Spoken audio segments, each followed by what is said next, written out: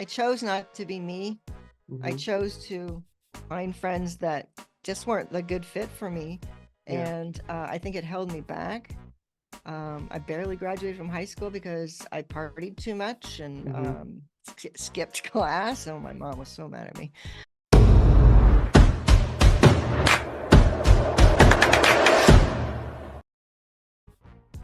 What's up, everybody? Welcome back to another episode of Teen Talks. Today's episode is going to be about Susan's story.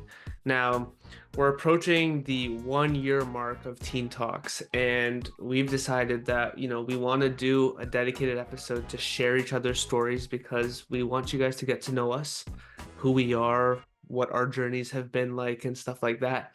And yeah, today is going to be focusing on this wonderful woman right here, Susan. So Susan, why don't you just start off by taking us back? Take us back to when it all started. Your situation back when Mm. you were a little tiny itty bitty kid, just living life. Take us back there. What was your life like when you first got started in this world? Well, it was many years back in the golden days of, the horse and buggy. Mm-hmm. Actually, more like, the Mustang and uh, those cars. Um, but yeah, I was born to my mom and my daddy, and I was born in Berkeley, California. We lived in Oakland in the hills, and I was the oldest, Mm-hmm. and I was just their sweet little thing, and they loved me, and they were great to me, and I had grandparents nearby, and then other family up in Seattle, and um, my mom was a stay-at-home mom, Mm-hmm. and she loved to sew, and she would make, when we got older, she would make my clothes. And so when we moved from Oakland to Danville because in fourth grade, which was Oakland, California is the Bay Area. We moved to the East Bay because of just the way things were changing. And my dad said, nope, I want to be safer out there in the country. So we went to the country. Mm-hmm. And I kind of grew up in an idyllic, really wonderful neighborhood with lots of great friends. And I was on the swim team and tennis team. And yeah, all that was good. My brother came 2 years later. Mm-hmm. We would fight a lot. And, we got to that age. I mean, I remember I used to, we had a long, long hallway, and then all the bedroom doors are down here, in the house. And uh I would just like hit him or something, and he would get mad and stuff. And then he'd chase me down, and I'd get in my room, and I'd close the door and be like on the door, and everything. And it was really crazy because I was bigger. I was 2 years older, so I could beat him up. And I did. And and then he got bigger than me. And oh, I learned how to run really fast. Nice. But yeah, so that was all great. And big A's fan. I got to go see the Oakland A's play in the World Series, and I just had really great parents. However, they fought a lot. Mm. They fought a lot when I was older, and I always wondered what was going to happen. And eventually, they got divorced. So at age 14, which I've talked about before, my parents divorced, and that was really hard on me and my brother. And that was going into high school, and that's when I chose some of the wrong friends, some right friends, but got into the kind of the wrong crowd. Mm-hmm. And I had good values and everything, but I chose the crowd that wasn't the crowd for me, and I did things that I probably shouldn't have done. Yeah, Got do you into trouble. just to jump in there, do you think that the divorce that you experienced, like your parents getting divorced, do you think that influenced your decisions when it came to your friends or not That's a so great much? question. I do think it might have had a factor because back in those days, the mom usually got the kids. And so my Mm, my dad moved out, and so my mom had to go to work. So I was alone a lot more. Yeah. And even though I was very close to both my parents, I was alone a lot more. And, you know, I didn't have my dad figure there to kind of, I was always daddy's girl, but he wasn't Mm-hmm. there all the time. So I made some bad choices that I probably wouldn't have made if I had more supervision. So, yeah. And then I got away from high school and I went to college. And in college, I found my people and I changed and it was amazing and I loved it and did so many great things. And then got into, I graduated communications degree in advertising. I tried a little of that and went, nope, and went back to school, Mm-hmm. got a teaching credential, got Mm-hmm. married at 23, started teaching in the elementary school, and we moved to Washington, and um, I had 3 kids. And along the way, after the first kid, 10 months into it, my husband, he's my ex-husband now, we were married for 26 years, but 8 years in, when I had my first one, he was 10 months old. My ex-husband had a brain tumor, and he had a 10% chance to live. So it totally changed our life. It he made it. He made it. He did every treatment there was. I became a caregiver, and um, but it caused some blindness in his eyes from the radiation. Anyway, long story short, we moved to Washington. At age 50, I decided I want to be in the marriage anymore. It was the hardest thing I ever did. And then I did what I did, my parents did, I did to my kids. Went through all that. I'm remarried a few years later, and everything's good now. So, Wow. oh, and You I don't teach in schools anymore. I have my own business, which I've had since 2009, running Grasshopper Enrichment, and now Firefly Quest, and this wonderful podcast. you it's an understatement to say that you have experienced a lot. I mean, in your story right there, I mean, you've literally just kind of given us the bullet points, but I'm sure that there's so much more to all of these different moments in your life. I do have one question because, and we've talked about this in one of our previous episodes about divorce. You know, you've been through it twice. Your parents got divorced and then you got divorced.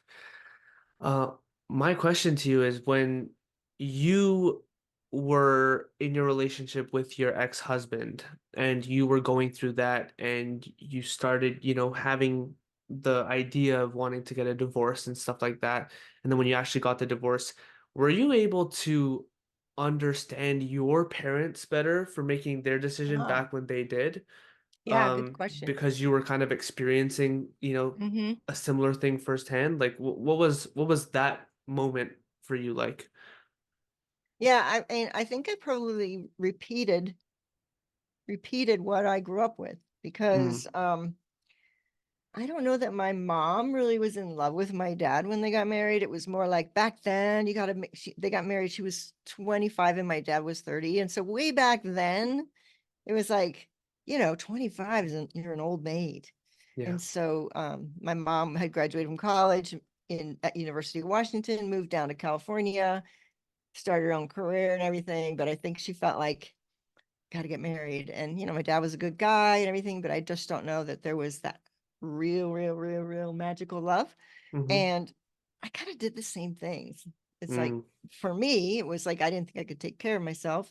So I found somebody that I liked, who I knew was going to be successful and everything. And I got married at 23, yeah. and not for the right reasons, I don't believe. And, Mm-hmm. 8 years in, I wanted out, and he gets a brain tumor. So we're stuck in there. And then it was just like, okay, I'm in it for the long run, Yeah. for the long haul, just make the best of it. We had 2 more kids, um, and at age 50, you start to look back and go, I'm not happy. Mm, So, yeah. And yeah.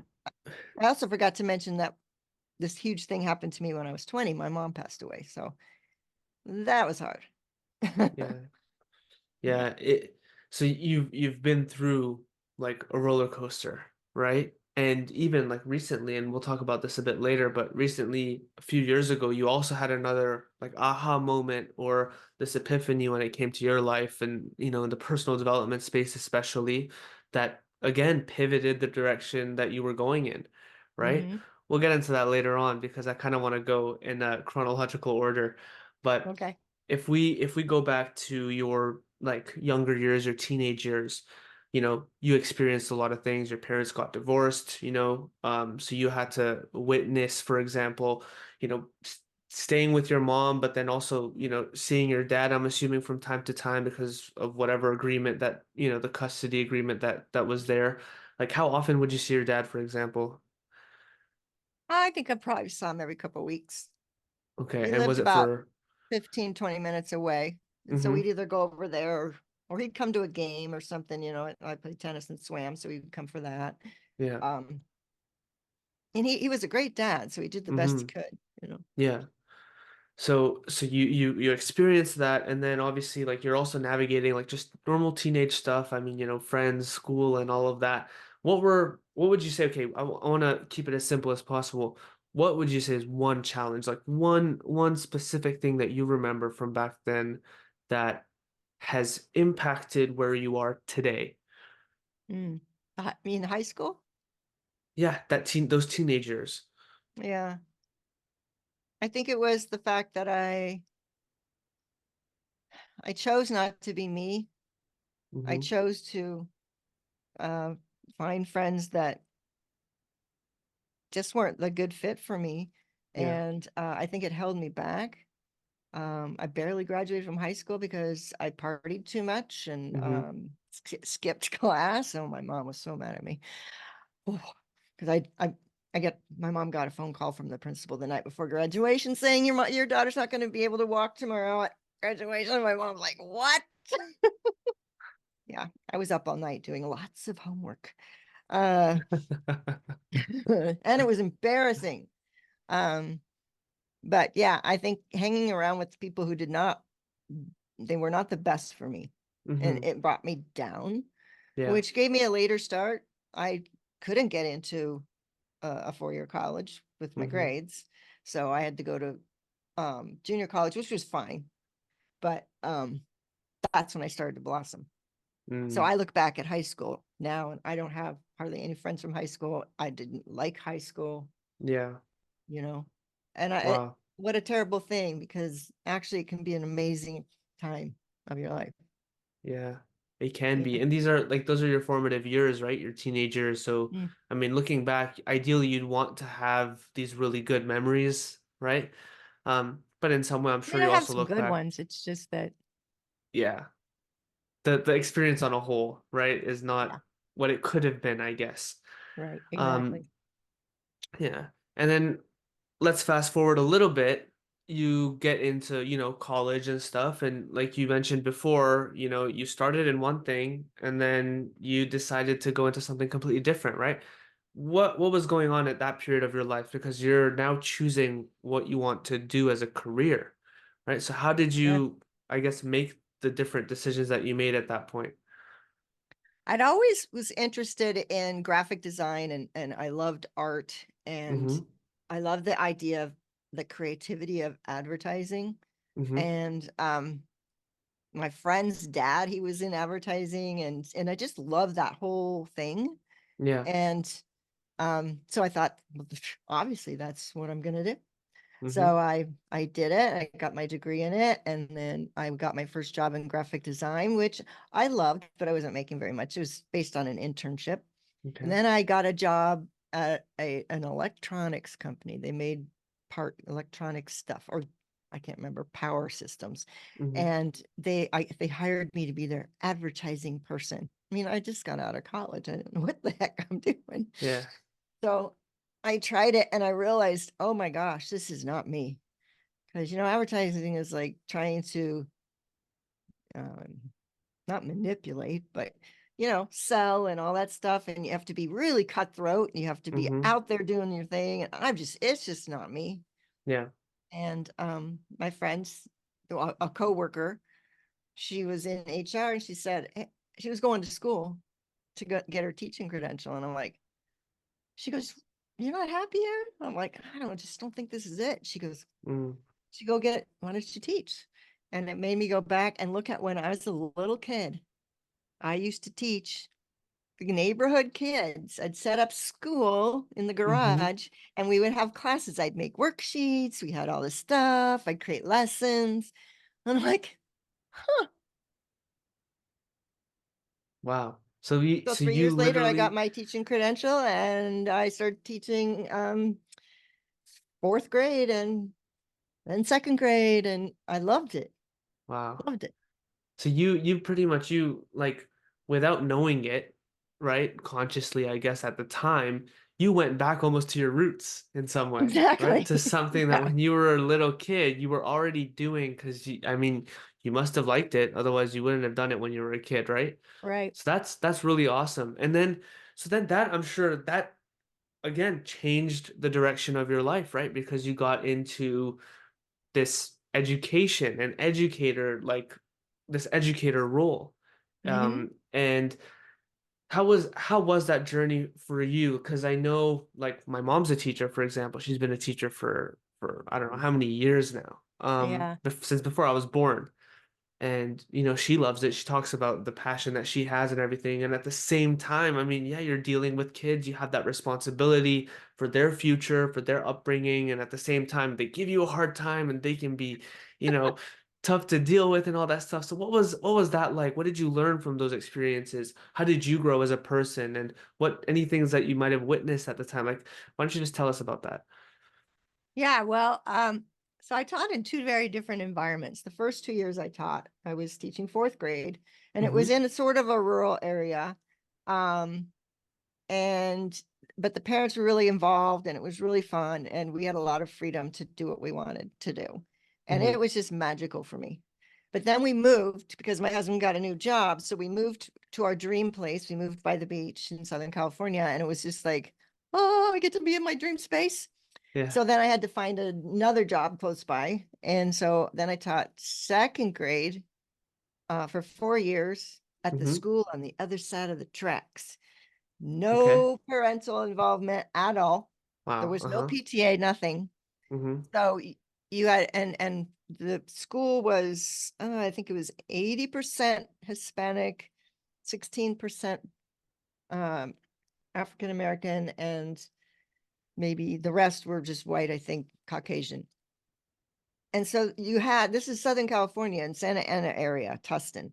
So Mm-hmm. the most of the majority of the workers, the parents, were migrant workers. Mm-hmm. So their kids were adorable, but we were thought of more like babysitters because Mm. they had to go work all day long.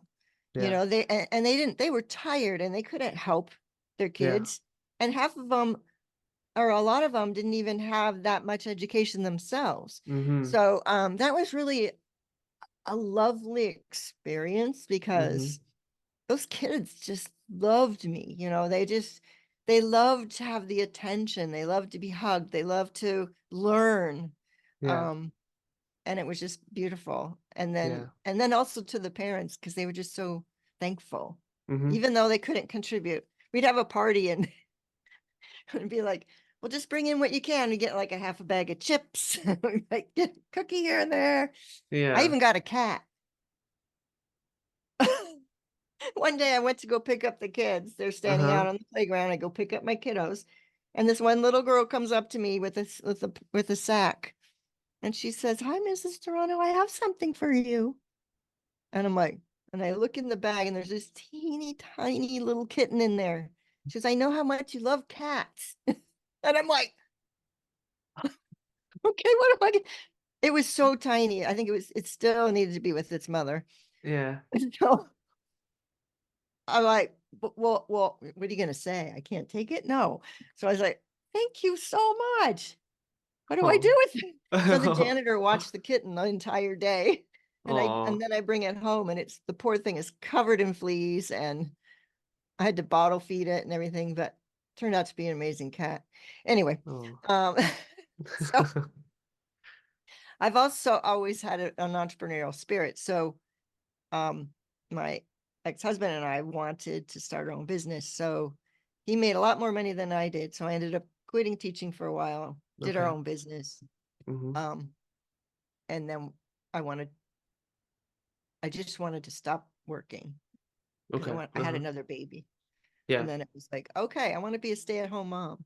Mm-hmm. So we moved to Washington where we could afford it. And he continued to work. And then I had another child, my Mm-hmm. third, and literally I was back teaching because an opportunity came up. I was back Mm-hmm. teaching after I got 3 years of being a stay-at-home mom. Yeah.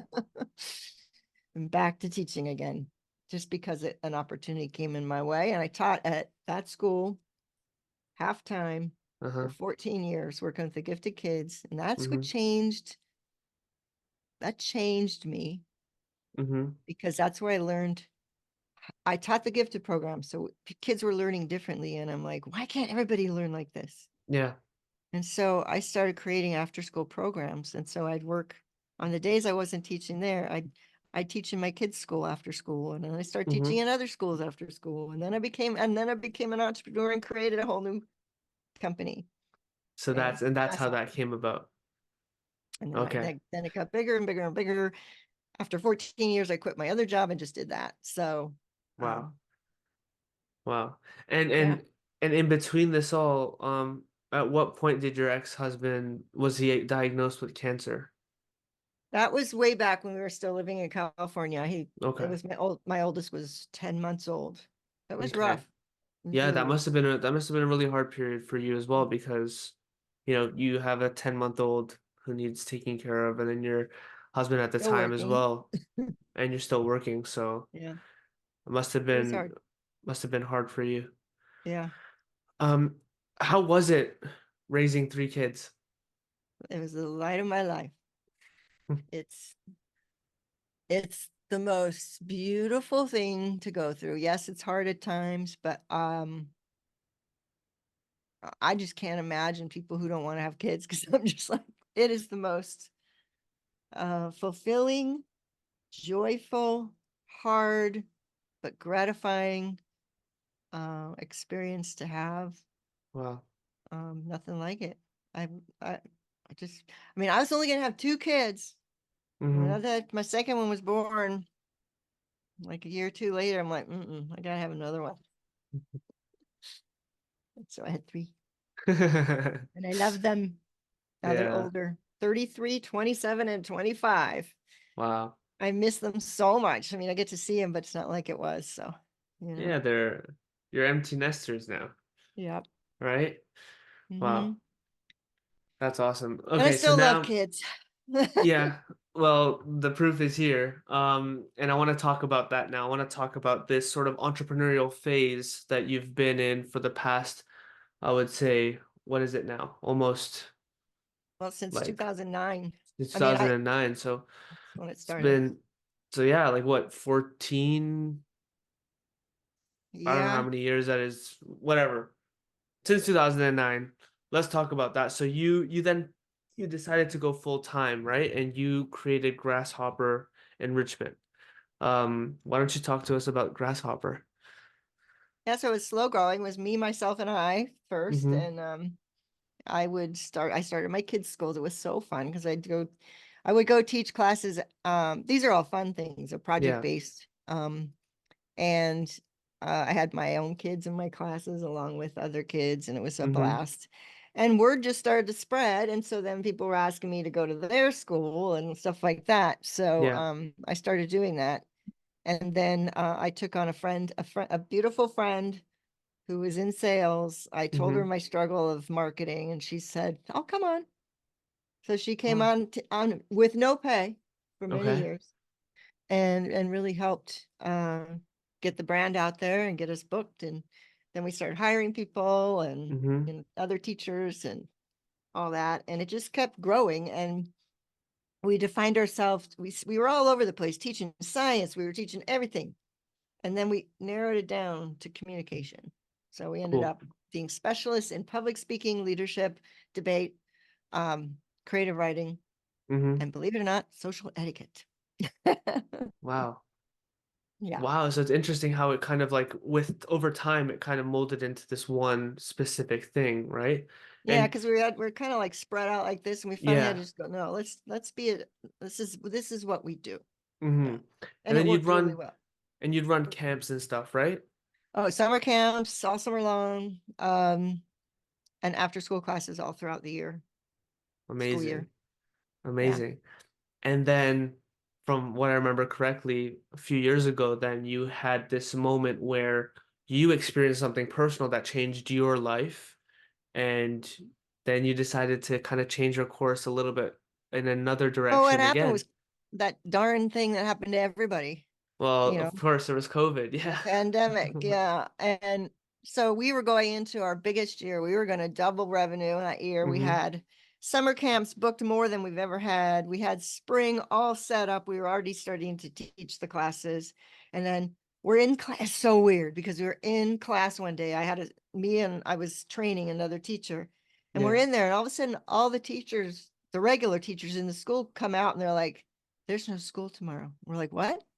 And they're like, they're shutting down the school. We're like, what? Yeah. It was the craziest thing ever. And I'm like, now what do we do? I've got all these, when we didn't know how long, I mean, right? We didn't know how Yeah. long. So when we found out I was going to be indefinitely, I had to get my team into full gear, and we started doing teaching on video and doing all that. We changed everything to finishing our spring classes online. And Hmm. then summer camps, we had them all booked up, and what are we going to do? Summer camp is 5 or 6 hours a day with 6 to 12-year-olds, and you have to keep them active. Try taking that and moving it to Online. online, Yeah. 6 to 12-year-olds, and keep them active. Yeah. Well, we couldn't do it for 5 to 6 hours, but we did it for Hmm. 3. Hmm. And those kids had so much fun. We had so much fun. It was great. We Yeah. managed to make it work. They still were active. Hmm. Um, but during that time, it was really a lot of work in the beginning, but then Yeah. things settled. And then we couldn't go anywhere. We Yeah. couldn't do anything. Hmm. So an opportunity came to me out of the blue for Tony Robbins. I would have never even gone before, but it was all virtual and it was free in the beginning. And I just got sucked in. It was just amazing to me. Yeah. And I went on this whole journey of self-development that literally changed my life. Wow. And Changed my life. this is at a later stage in your life too. Like this is not like it's not like you're going through some sort of like a midlife crisis or anything like that. This is at a point where, you're doing things and stuff like you're on a certain path and It then was 4 years you're ago now. like, Yeah. right? So wow, it must have been something really surreal to experience, that I guess later on in life. Yeah. It was incredible. How I thought I had it all together. You think you're all Hmm. good, but then you realize all these limiting beliefs you have and all of these things that have held me back for so long. And Yeah. I dug deep into it, and it changed my whole thinking perspective of myself. Yeah. And then I just dove deeper. I just kept Yeah. I didn't stop at Tony Robbins. I started Hmm. reading everything and doing all the stuff. And Yeah. I just went, why didn't I learn this when I was a teenager? It was like, if I would have known this stuff, oh my Yeah. gosh, my life would have been amazing. I mean, it was good, but it Hmm. would have been, I would have been unstoppable. Yeah. And, and so then that's when I pivoted, and I was like, I just don't have the drive to go back into schools again and stuff like that. Hmm. And dealing, having employees and everything is a lot. Yeah. And I thought, how much can I do online Yeah. to change the world? Mm. Because online we can reach so many more people. Yeah. And if I can reach teenagers, I Hmm. mean, honestly, in my heart, I feel like we can create a movement of, I mean, you feel the same way as me, Of course. create a Yeah. movement of loving oneself, yourself, feeling worthy, feeling Yeah. self-confident, doing the things you want to do, Hmm. and having a beautiful life, Yeah. making a I mean, difference. ultimately, yeah. So yeah, I feel like a higher calling has come to me. Hmm. I really feel it in my bones, Yeah. you know? And so that's why you and I are doing what we're doing. Amazing that you and I even met. Yeah. Is I believe the universe or God or whatever you want to call it brought us Yeah. together, but I believe we're on a really strong mission here. Yeah. So Well, it's that's a first lot. of all, but first of all, it's I think it's really important to just mention, like, you have done so much, you've experienced so much, and you're carrying all of that experience plus what you're learning now as well, like the new learnings that you're experiencing, and you're bringing all of that value to what you're teaching today's teenagers, right? Mm-hmm. That's Yeah. something that not many people have, whether that's the personal experiences that you've had, but also just like your education, your experience teaching, interacting with young people. Like, you have like a special talent and gifts Yeah. when it comes to that. And all of that experience, like, it just makes who you are so valuable when it comes to what we're doing. Yeah. So Thank you. that's something that, we definitely want to highlight. And, to finish off now, I want to ask you the question, like, what's next for Susan? What's happening in the next 5 years? Where do you see yourself in the next 5 years, 10 years? Like, what's life like for Susie Q? I know. That's my power name in Tony's world. Um, yeah, I mean, honestly, if I were to go traditional, I'd be retiring in a couple years. Hmm. But I just don't see that happening Yeah. because I got too much to do. There's no way I'm going to retire. Hmm. Um, in the next few years, I hope that we are changing lives, multiple lives, like Yeah. thousands of lives Yeah. for the better, and creating a movement. My vision is to create a movement of young people Hmm. who are so energized and love themselves and so passionate about doing what they want to do and being who they are and Yeah. loving on other people, that the energy from all that starts to change the world. Love That's it. big. I know it's big, but it's got to start somewhere, Hmm. and I'm ready to do it, Awesome. you know? Uh I love that. yeah. So that's my vision. But as far as Grasshopper goes, I'm not sure where that's going to go yet, but I Hmm. do think that something grand is going to happen with it at some point. Yeah. But Firefly Quest, my vision is clear. Yeah. Awesome. Is there So, anything else that you want to add, Susan? oh Anything gosh, I else that think I we might talked have not everybody's talked ear off. about? I don't know. Is there anything else you want to just, you can feel free. I just want to say that I love doing this podcast, especially with Rehan. I love that we're bringing value for people. And even though it's a commitment to really be here, to commit to every single week, and we're probably going to ramp that up a little here soon. Yeah. Um, it's a gift. It's a gift to have you here and listening. That means you wouldn't be listening if you're not getting something out of it. So Yeah. um that's why we do this. Hmm. So, and it's fun. Awesome.